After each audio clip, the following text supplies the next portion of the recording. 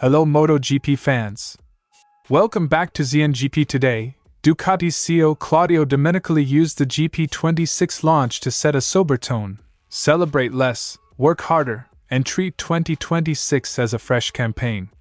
He addressed technical priorities, the Márquez contract, Bagnaia's recovery, and Ducati's long view toward 2027. We break Domenicali's message to explain Ducati's posture going into the season. At Ducati's GP26 launch, Marc Márquez delivered big news. His contract renewal with Ducati is reportedly practically finalized, extending his stay through 2028. Between updates on his recovery, reflections on last season, and a measured look at the grid, Márquez gave a thoughtful, forward-looking address. Below we break his statements to explain what this renewal means for him, Ducati, and the 2026 title race.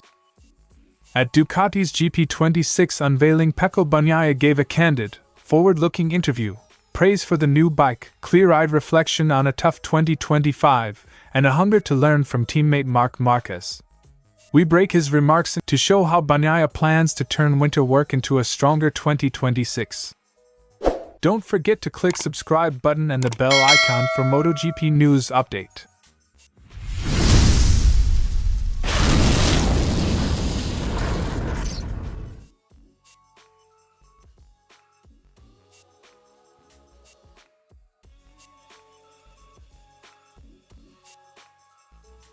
Domenicali opened with a blunt assessment: past success buys no guarantees.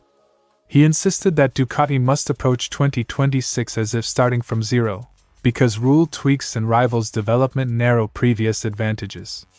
That realism drives a race-by-race mentality.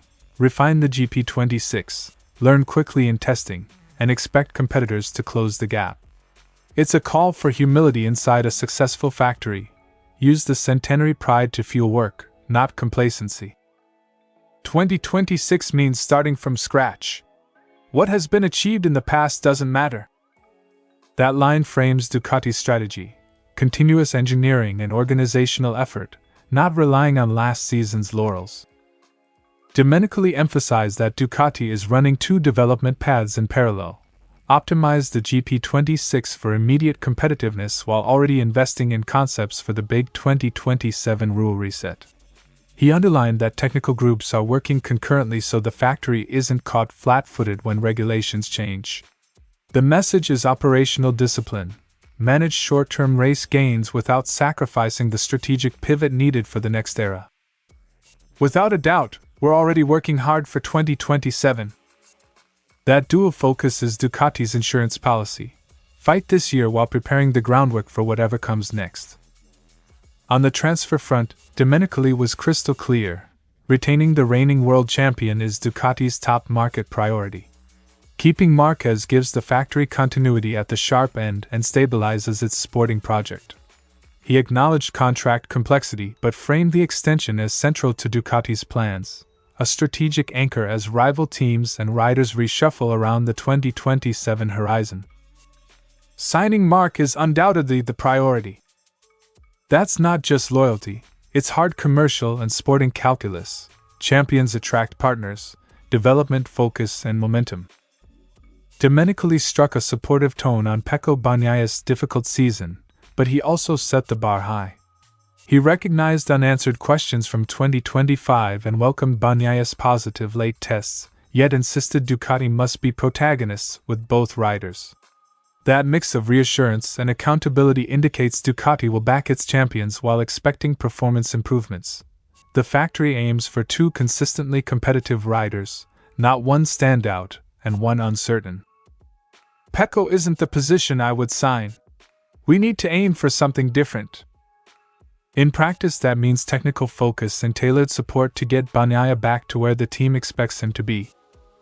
Claudio Domenicali's message at the GP26 launch was steady and strategic: treat 2026 as a new campaign, work in parallel for 2027, keep Márquez as a cornerstone, and lift standards across the garage. Ducati's centenary celebrations come with a clear caveat: history is admired, but results must be rebuilt each weekend. As testing begins, the factory's task is twofold: defend today's advantage and architect tomorrow's competitiveness. The headline is as simple as it is seismic. Ducati and Marc Márquez have reached an agreement in principle to extend their relationship for another 2 years, a deal that would keep the world champion at Borgo Panigale until the end of 2028. That matters because Márquez is not just another rider. He is now a cornerstone of Ducati's project, the public face of a factory chasing sustained dominance and the centenary celebrations. The extension changes market dynamics.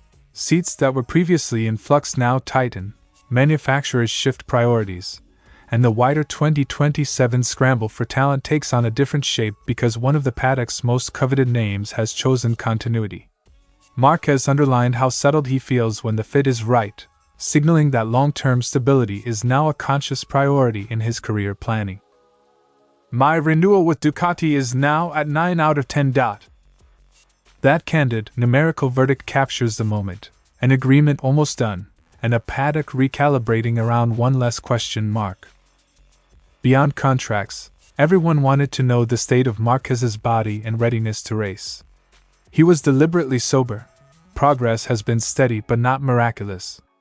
The winter has been full of targeted rehabilitation, measured seat time and careful conditioning, all with the explicit aim of arriving to the early Asian tests in race-worthy shape. Márquez repeated a short phrase that said more by repetition than flourish, a way of managing expectations while signaling genuine momentum. In short, he's not promising miracles, he's promising continued, controlled improvement and readiness to let the preseason tests prove the truth. I'm improving. That refrain underlines the plan: incremental gains, monitored setbacks, and a focus on being technically and physically prepared when the team needs him.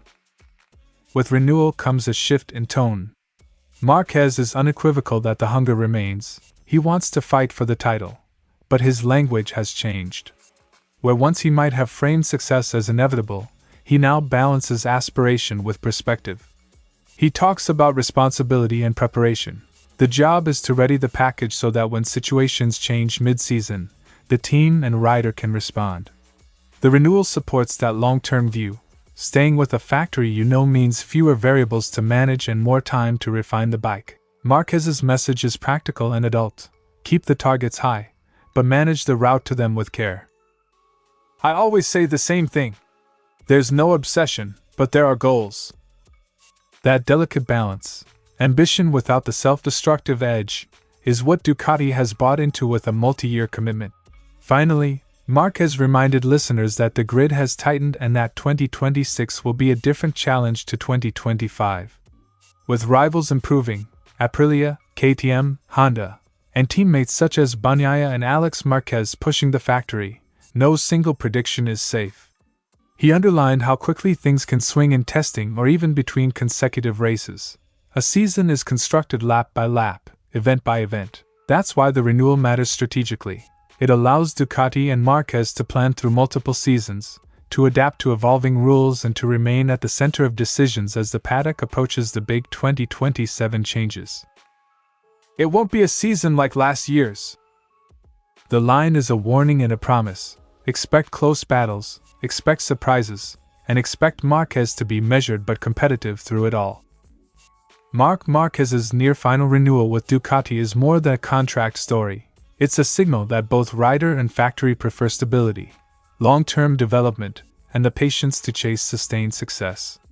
He arrives at the preseason physically improving, mentally focused and strategically settled. Ducati gains continuity and the paddock loses a bargaining variable. As Sepping and the early tests approach, the real work begins, turning the careful words and signed papers into on-track supremacy, race by race.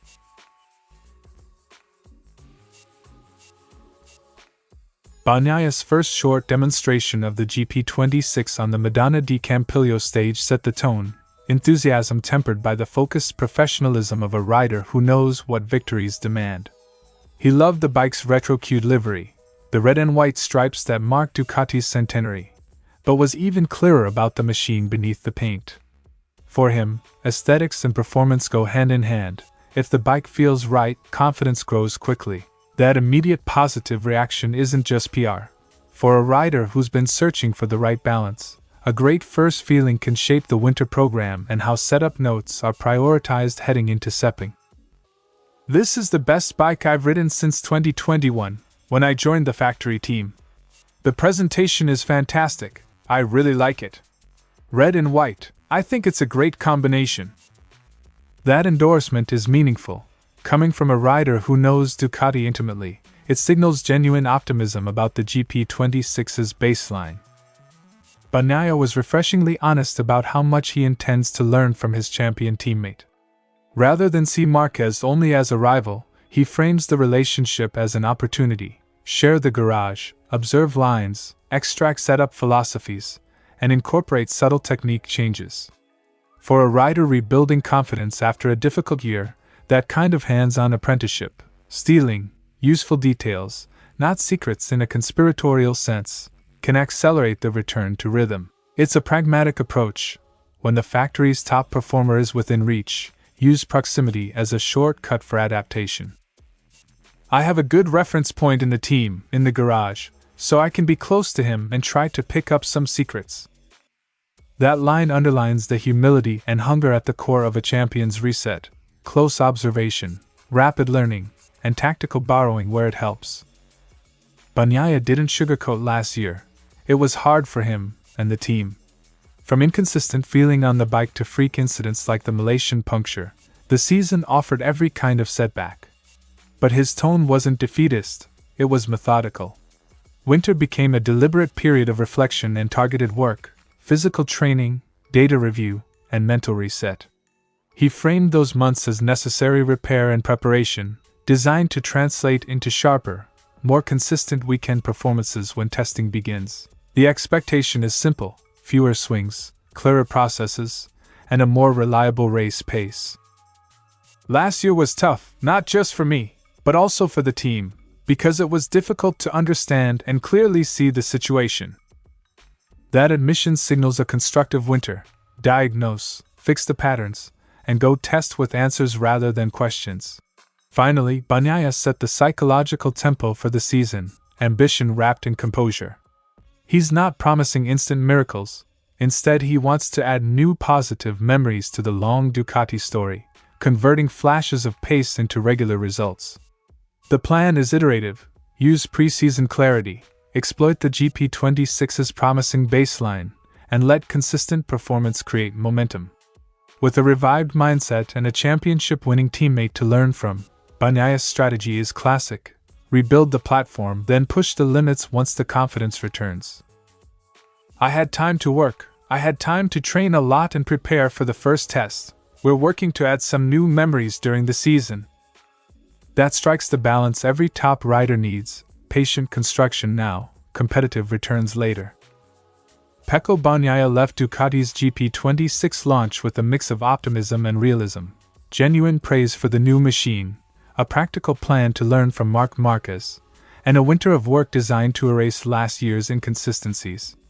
If the GP26's early promise holds up in testing and Bagnaia converts close observation into concrete gains, 2026 could be the season he turns flashes back into sustained podiums, and quietly reminds everyone why he remains a three-time world champion. Thanks for watching ZNGP Today, and this is your Moto GP news update. And see you next time!